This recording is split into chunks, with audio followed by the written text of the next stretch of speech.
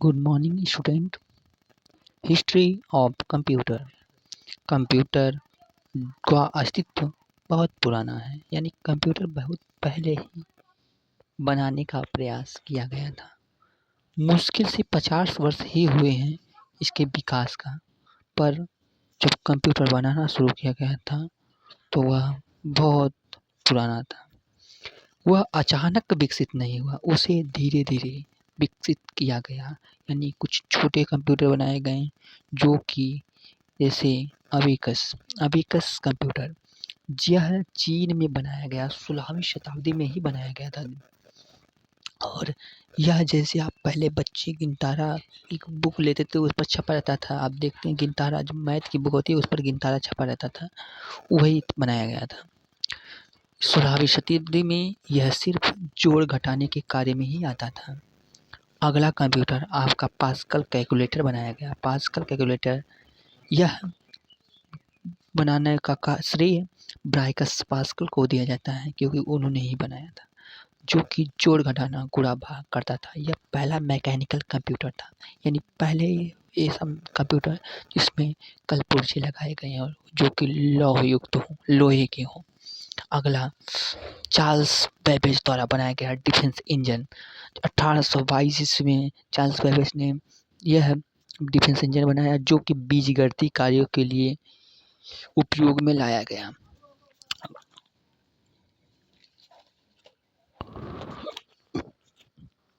दशमलव के 20 अंकों तक यह याद कर सकता था। इसमें शाफ्ट व गियर लगे रहते थे तथा यह मशीन भाप से चलती थी।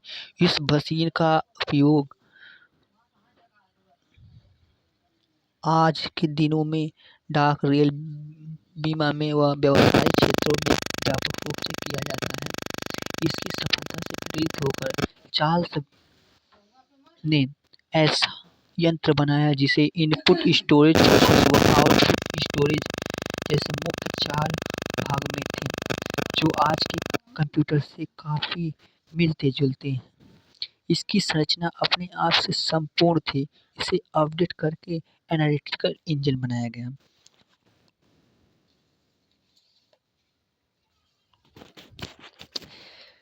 टेबलेटिक मशीन, इसका आविष्कार 1880 ईस्वी में हरमन होलरेथ ने किया था।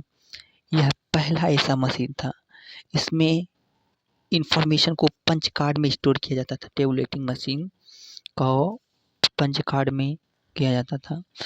और 1896 में होलरेथ टेबलेटिक मशीन ने की स्थापना की, जिसका 1924 ईस्वी में इंटरनेशनल बिजनेस मशीन यानी IBM कर दिया गया। मार्क 1 हार्वर्ड आइगन के द्वारा 1930 में बनी थी। यह पहली इलेक्ट्रोमैकेनिकल कैलकुलेटिंग मशीन थी।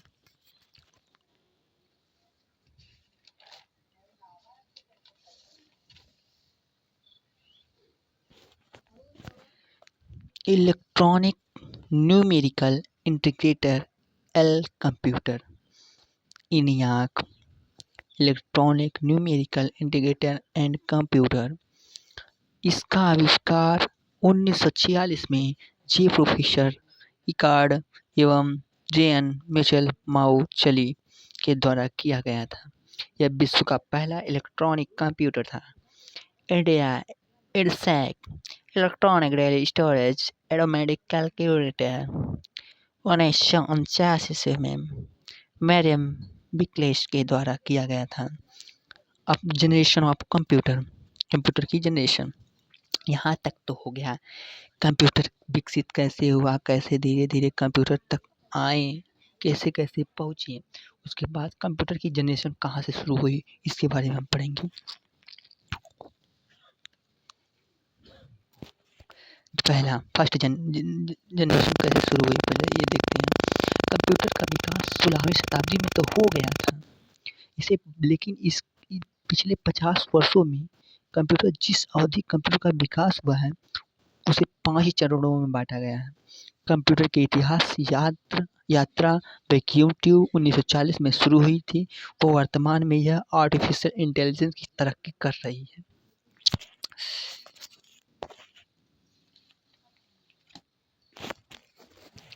फर्स्ट जनरेशन 1940 से 1956 ईस्वी तक कंप्यूटर की पहली पीढ़ी सीपीयू के लिए मेमोरी और सर्किट के लिए बेसिक कंपोनेंट के रूप में वैक्यूम ट्यूब का प्रयोग किया गया।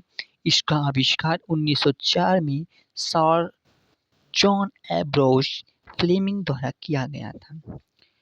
सर जॉन एम्ब्रोस फ्लेमिंग ने वैक्यूम ट्यूब का आविष्कार किया था। इसमें इंस्ट्रक्शन मशीन भाषा में लिखे गए इसमें कोडिंग के लिए 01 यानी बाइनरीज नंबर का प्रयोग किया जाता था। यह आकार में बहुत बड़े व महंगे होते थे। जब यह चलता था तो काफ़ी गर्मी उत्पन्न होती थी, जिसको कूलिंग करने के लिए एसी की आवश्यकता पड़ती थी। कुछ कंप्यूटर जिसमें वैक्यूम ट्यूब काम करते थे, जैसे आपका ENIAC, EDVAC, UNIVAC first, UNIVAC second, IBM 701 और IBM 650। अब हम सेकेंड जनरेशन के बारे में पढ़ेंगे।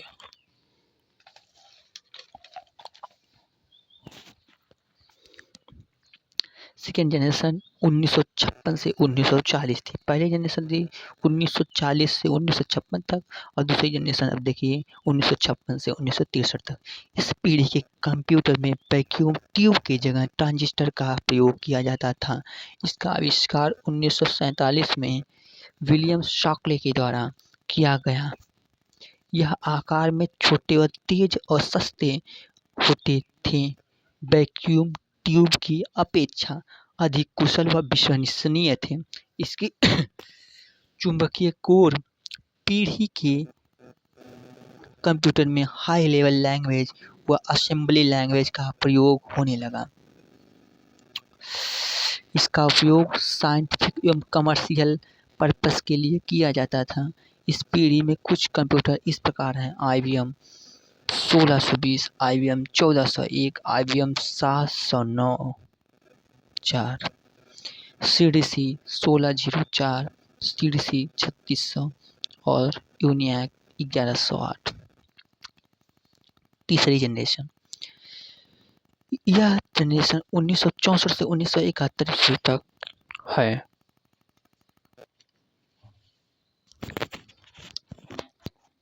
इस पीढ़ी के कंप्यूटर में ट्रांजिस्टर की जगह आईसी यानी इंटीग्रेटेड सर्किट का प्रयोग किया जाता था। इसका आविष्कार जैक किलवेक द्वारा 1959 ईस्वी में किया गया। एक सिलिकॉन चिप व कई ट्रांजिस्टर को मिलाकर कैपेसिटर होते थे। आईसी का उपयोग से सिस्टम की स्पीड कई गुना बढ़ जाती थी। इससे मल्टी प्रोग्रामिंग ऑपरेटिंग सिस्टम व हाई लेवल लैंग्वेज जैसे फोटान, कोबाल, पास्कल, बेसिक का उपयोग होता था। यह आकार में छोटे व तेज होते थे। ट्रांजिस्टर की अपेक्षा बिजली कम खाते थे, गर्मी कम उत्पन्न करते थे। इसका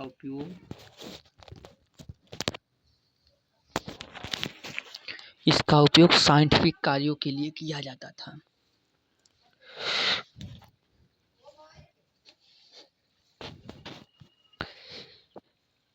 इसका उपयोग साइंटिफिक कार्यों के लिए किया जाता था। ये जैसे कंप्यूटर था IBM 360, IBM 6000, PDP, DDC 316, IBM 370/168। Generation fourth generation 1972 से 2010। इसमें लार्ज स्केल इंटीग्रेशन यानी LSI तकनीक द्वारा वेरी लार्ज स्केल इंटीग्रेशन तकनीक का उपयोग इस्तेमाल किया गया। इसमें LSI तकनीक का इस्तेमाल करके हजारों ट्रांजिस्टर छोटे से चिप में लगा दिए गए और इससे पूरी CPU एक छोटी सी चिप में बदल गई, जिसे हम माइक्रो प्रोसेसर कहते हैं। इसके उपयोग होने से वाले कंप्यूटर को माइक्रो कंप्यूटर कहा जाता था। MS विंडोज जैसे ऑपरेटिंग सिस्टम इस समय विकसित किए गए थे। इसमें GUI यानी ग्राफिकल यूजर इंटरफेस का भी समर्थन किया गया था।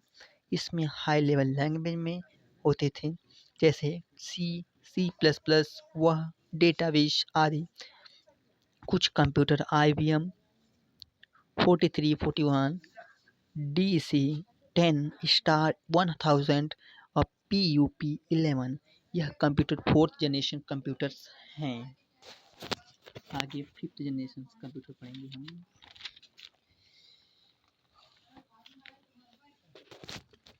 5th जनरेशन कंप्यूटर 2010 से अब तक यह जनरेशन कंप्यूटर का प्रेजेंट जनरेशन है। इस जनरेशन के कंप्यूटर ULSI मतलब अल्ट्रा लार्ज स्केल इंटीग्रेशन के द्वारा इसमें आर्टिफिशियल इंटेलिजेंस का प्रयोग हुआ है। इसमें खुद सोचने व समझने की शक्ति होती है। इस अवधि के दौरान 64 बिट माइक्रोप्रोसेसर विकसित किए गए हैं। भारत ने भी विकसित कर लिया है। कुछ कंप्यूटर जैसे डेस्कटॉप, लैपटॉप, कॉम्पटॉप, नोटबुक, अल्ट्राबुक आदि। यूज ऑफ कंप्यूटर शिक्षा के क्षेत्र में कंप्यूटर किस क्षेत्र में उपयोग किए जाते हैं? शिक्षा के क्षेत्र में, चिकित्सा के क्षेत्र में, बैंकिंग के क्षेत्र में, व्यापार के क्षेत्र में, मनोरंजन के क्षेत्र में, विज्ञान व अनुसंधान के क्षेत्र में। अब कंप्यूटर की पार्ट बारे में पढ़ेंगे। Basic computers, hardware and software. Computer के भौतिक भागों को हार्डवेयर कहा जाता था, या फिर कंप्यूटर के भागों को जिन्हें हम टच कर सकते हैं उन्हें हार्डवेयर कहते हैं। कंप्यूटर में अलग अलग हार्डवेयर कंपोनेंट्स होते हैं।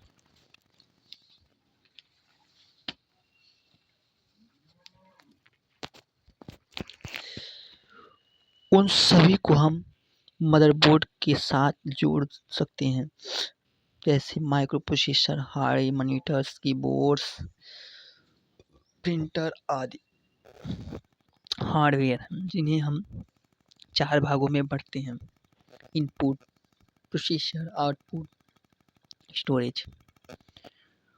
हार्डवेयर अब इनपुट में आपका आ जाएगा, इसे हम IPOS चार्ट भी कहते हैं। IPOS चार्ट से प्रश्न पूछता है ADCA में, CCC में, O लेवल में, आदि में, सभी पेपरों में कंप्यूटर के। जैसे इनपुट है आपका keyboard, mouse, scanner, web camera, light pen, biometrics, microphone, touch screen, joystick, OCR, VCR, OMR, touch pad, ETC आदि।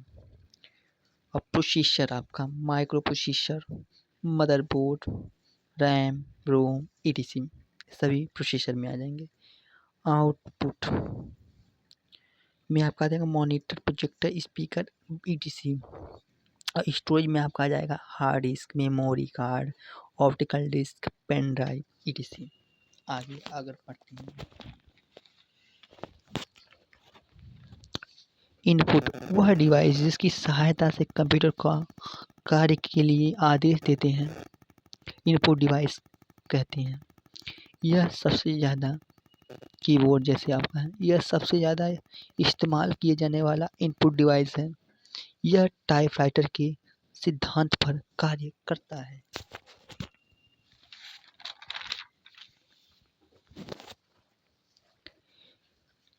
इसे टेक्स्ट नंबर के सिंबल कंप्यूटर का अंदर करते हैं। स्टैंडर्ड इसमें 101 से 106 की होती है, और मल्टीमीडिया कीबोर्ड 120 से 130 होती है।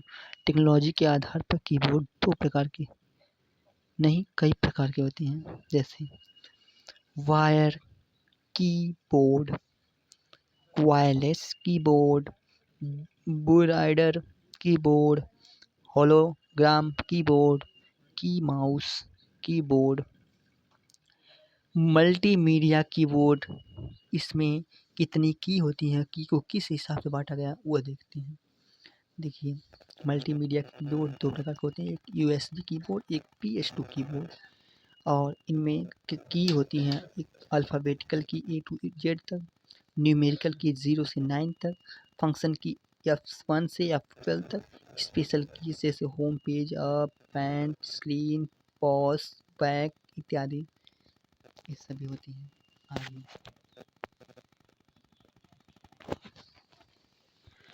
लाइट पेन, इसका प्रयोग कंप्यूटर स्क्रीन पर कोई चित्र आकृति का निर्माण करने के लिए किया जाता है। यह भी एक पॉइंटर डिवाइस है। इसमें फोटो सेल होता है। जब हम लाइट पेन से कंप्यूटर स्क्रीन पर कोई भी चित्र बनाते हैं तो इसकी पल्स स्क्रीन से ट्रांसमीटर में होकर कंप्यूटर में सेव हो जाता है। इसका उपयोग सीडीसी के कार्य में किया जाता है। अगला जॉयस्टिक, इसका उपयोग कंप्यूटर में गेम के लिए किया जाता है। इसके माध्यम से कंप्यूटर स्क्रीन पर बनी आकृति को आसानी से मूव किया जा सकता है। कंप्यूटर गेम के रूप में हमारे पास उसका रिमोट होता है, उसी को जॉयस्टिक कहते हैं।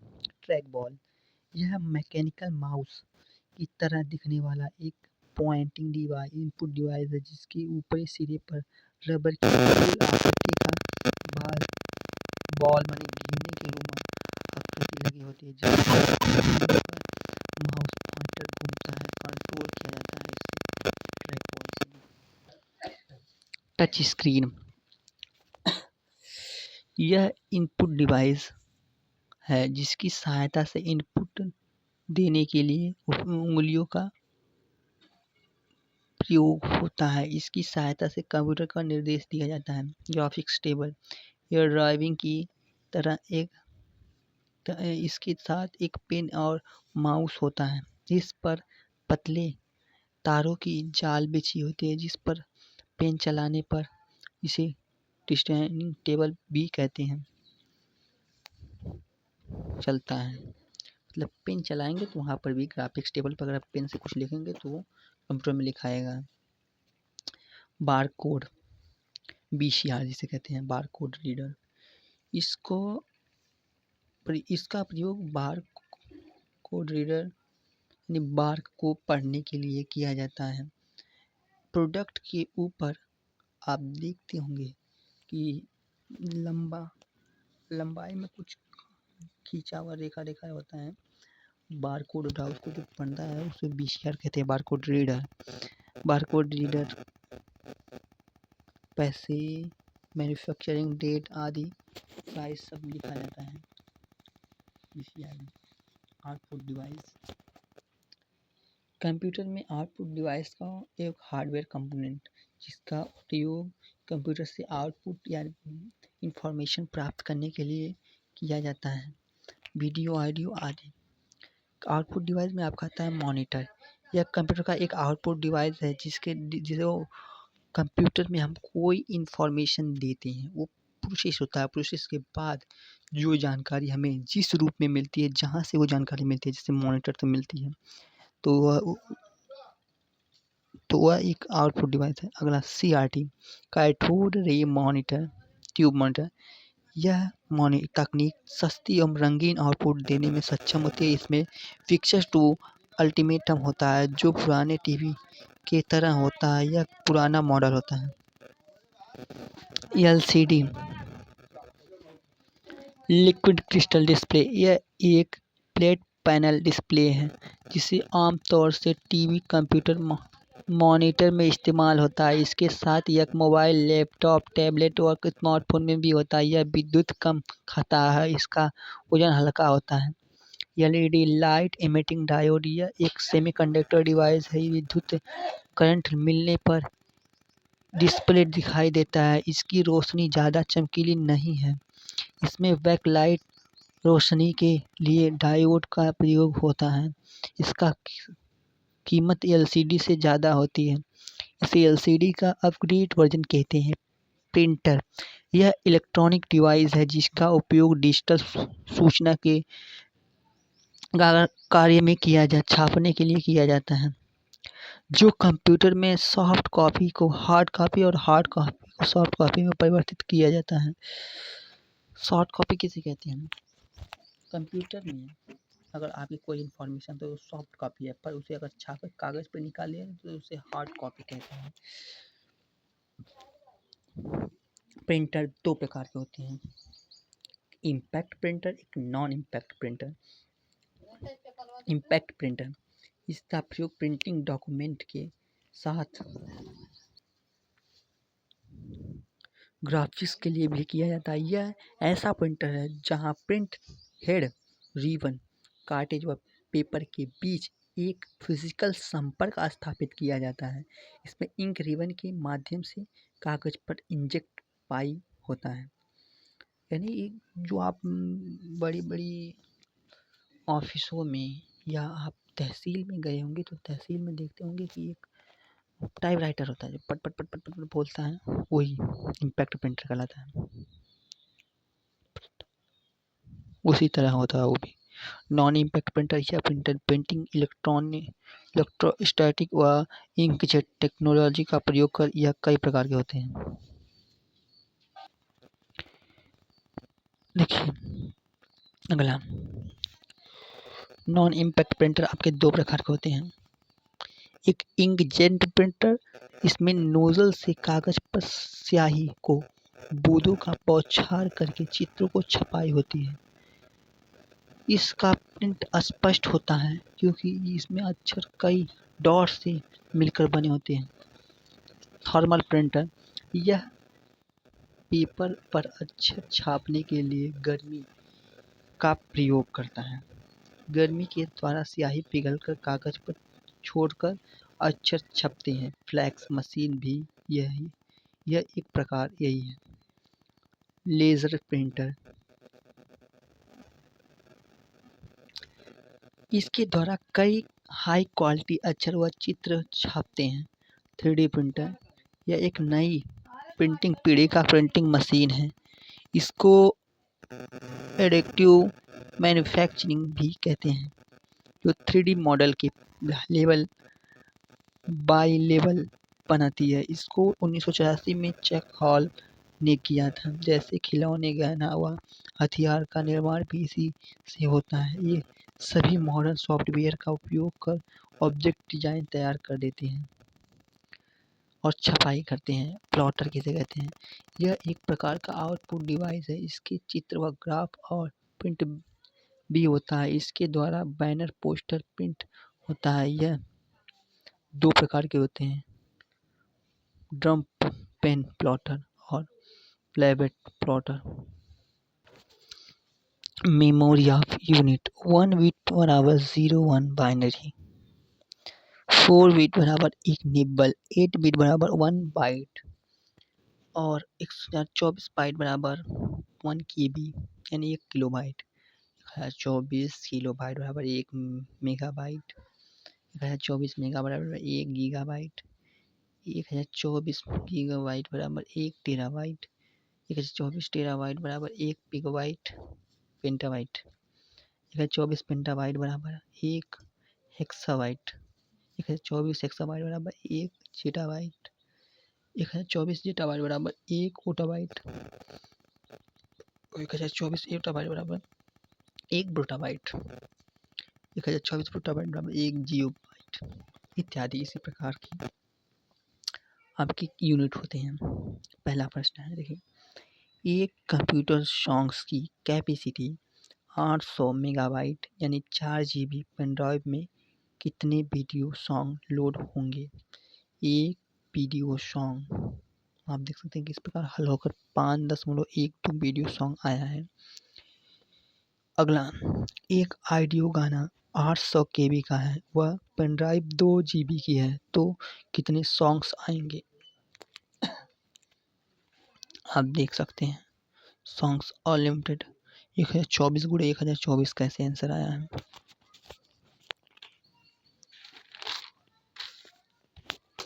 आगे फिर मल्टीप्लाई हल करके आपका सॉन्ग्स की इतने आ गए हैं 26, 21, 44। आगे instruction names, mails, hide, search of roller, sort of files, hexadecimals इत्यादि। कंपाइलर क्या होता है और इंटरप्रेटर क्या होता है? Compiler change to language, compiler जैसे आप कोई भाषा को हिंदी से इंग्लिश, हिंदी से इंग्लिश से हिंदी बदलते हैं, तो ये संपूर्ण पूरे पेज को एक बार में देखेगा और उसको दूसरी भाषा में चेंज कर देगा। कंपाइलर, जैसे आप कंप्यूटर में कोई भाषा लिखते हैं तो कंपाइलर उस भाषा को, हाई लेवल लैंग्वेज को मशीनी लैंग्वेज में चेंज कर देता है। उसी प्रकार इंटीग्रेटर होता है। इंटीग्रेटर जो आपका होता है, यह हाई लेवल लैंग्वेज को मशीनी लैंग्वेज में चेंज तो करता है, लेकिन लाइन बाय लाइन करता है, जिससे यह त्रुटियां ढूंढ सकते हैं। बाकी कंपाइलर त्रुटियां नहीं ढूंढ सकता। डेजी व्हील प्रिंटर, यह पहिया जैसा जिसके बाहर की तरफ कैरेक्टर वेन होते हैं, यह ग्राफिकल इम्पैक्ट प्रिंट नहीं करता।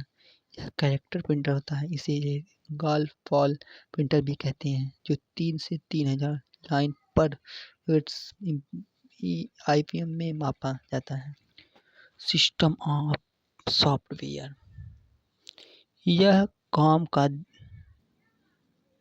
दिमाग यानी कंप्यूटर का दिमाग होता है, जो यूजर में हार्डवेयर से संपर्क में मदद करता है, बाकी सॉफ्टवेयर को चलाता है। सिस्टम सॉफ्टवेयर के प्रकार, ऑपरेटिंग सिस्टम, यह सबसे महत्वपूर्ण होते हैं जो कंप्यूटर को कंट्रोल करते हैं। विंडोज, लिनक्स, ये सभी सिस्टम सॉफ्टवेयर। मेमोरी, फाइल और हार्डवेयर को मैनेज करता है। ड्राइवर्स यानी डिवाइस ड्राइवर्स सॉफ्टवेयर, यह हार्डवेयर को जैसे प्रिंटर, कीबोर्ड, माउस सही चलाने से मदद करता है। प्रिंटर ड्राइवर, ग्राफिकल्स ड्राइवर इत्यादि, ये सब सॉफ्टवेयर है। यूटिलिटी सॉफ्टवेयर, यह सिस्टम का बेहतर, सुरक्षित व तेज बनाने के लिए होता है। Antivirus, disc cleanup, backup tools इत्यादि। लैंग्वेज ट्रैवर्स, यह प्रोसेसिंग भाषा का मशीन भाषा में बदलते हैं। कंपाइलर, इंटरप्रेटर, असेंबलर, यह सभी भी कंप्यूटर के भाग हैं। सिस्टम सॉफ्टवेयर यानी कंप्यूटर के सिस्टम सॉफ्टवेयर है, कई प्रकार के होते हैं। अगला एक और है फर्मवेयर। फर्मवेयर यह कंप्यूटर के अंदर डाला जाता है। कंप्यूटर होता ये किसी जैसे BIOS, basic input output system, यह भी फर्मवेयर है। फर्मवेयर सॉफ्टवेयर सिस्टम सॉफ्टवेयर है। अगला है एप्लीकेशन सॉफ्टवेयर। यह सॉफ्ट जैसे यूज़र अपने खास काम जैसे गाना सुनना, हिसाब करना, इंटरनेट चलाना आदि जो यूजर को काम आए, जनरल पर्पस एप्लीकेशन सॉफ्टवेयर है। रोजमर्रा के कार्य के लिए माइक्रोसॉफ्ट वर्ड टाइपिंग के लिए, माइक्रोसॉफ्ट एक्सेल करना के लिए, गूगल क्रोम इंटरनेट चलाने के लिए। स्पेसिफाई पर्पस एप्लीकेशन सॉफ्टवेयर अगला विशेष उद्देश्यों के लिए होता है। स्पेशल का मतलब ये विशेष उद्देश्य के लिए होता है। कस्टमाइज एप्लीकेशन सॉफ्टवेयर, यह किसी भी संस्था द्वारा चलाया जाता है। बैंकों द्वारा चलाया गया कस्टमाइज सॉफ्टवेयर है। मल्टीमीडिया सॉफ्टवेयर या ऑडियो वीडियो आदि को इससे कार्य हो सकता है, जैसे VLC प्लेयर, एडोब, फोटोशॉप आदि।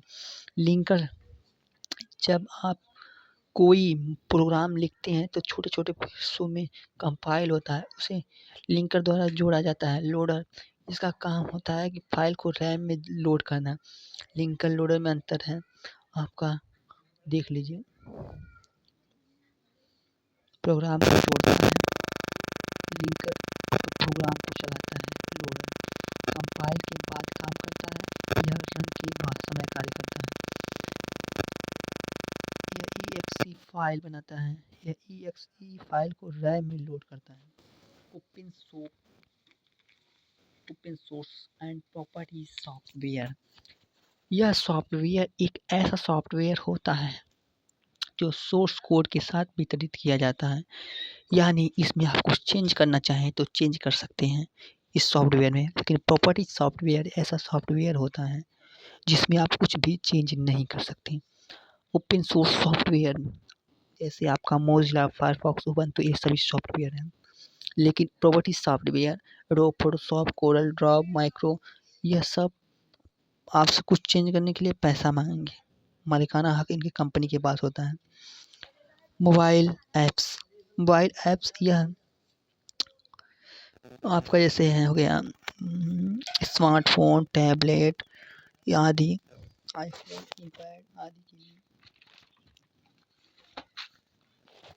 ऐप्स को कई प्रकार से बांटा गया है। Native apps, web based app, hybrid apps. Native apps, इन ऐप्स को केवल किसी एक ऑपरेटिंग सिस्टम अथवा डिवाइस के लिए बनाया जाता है। जैसे आईफोन के लिए नेटिव ऐप्स बनाए गए हैं, केवल आईफोन में ही चलेगा और कहीं भी नहीं चलेगा। अगला है वेब बेस्ड ऐप। इन ऐप्स को HTML, hypertext markup language, CS तथा जावा स्क्रिप्ट टेक्नोलॉजी के इस्तेमाल से बनाया जाता है, मगर इनकी कार्यक्षमता नेटिव ऐप्स की तुलना में कम होती है। इन्हें आप वेब ब्राउज़र की सहायता से ही खोल एक्सेस कर पाते हैं।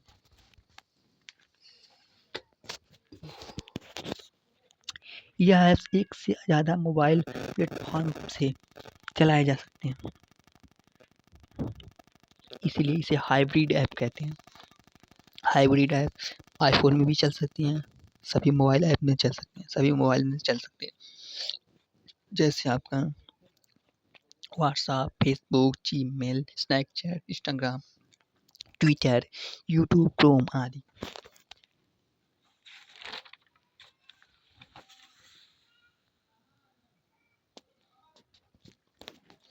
रैम क्या होता है?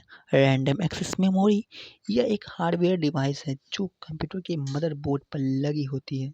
यह कंप्यूटर की प्राइमरी मेमोरी होती है। यह अस्थायी मेमोरी होती है। इसमें स्टोर डेटा कंप्यूटर्स बंद होने पर डिलीट हो जाते हैं। रोम, यह कंप्यूटर की प्राइमरी मेमोरी होती है। यह नॉन वोलेटाइल मेमोरी होती है। इसमें कंप्यूटर को स्टार्ट करना, प्राथमिक प्रोग्राम एवं सेटिंग्स, बायोस सभी इसी में होते हैं, चूँकि ये भूलती नहीं। कंप्यूटर को स्टार्ट करने में लगा समय बूटिंग के रूप में और दोबारा स्टार्ट करने में लगा समय वार्म बूटिंग कहलाता है।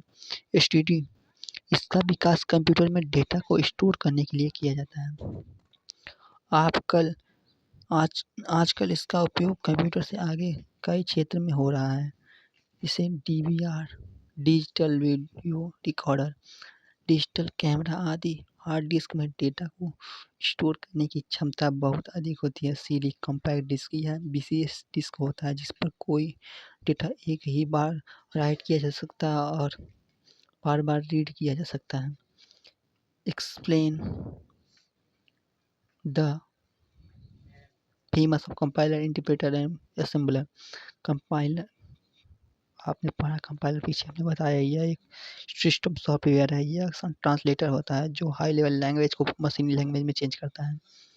यह 5वीं पीढ़ी का प्राथमिक प्रोग्राम जैसे प्रोलॉग कंप्यूटर की सदी बंद होने पर रैम में डेटा एक्सपेक्ट कर देता है। इम्पोर्टेंट